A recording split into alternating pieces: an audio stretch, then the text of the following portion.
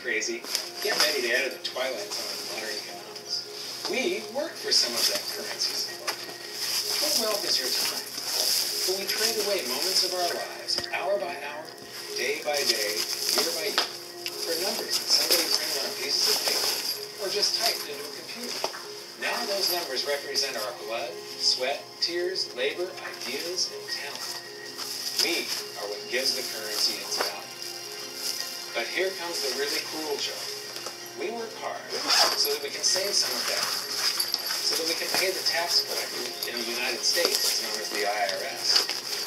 They then turn it over to the Treasury so that the Treasury can pay the principal plus interest on that bond that the Federal Reserve got a check drawn on an account that has nothing in it.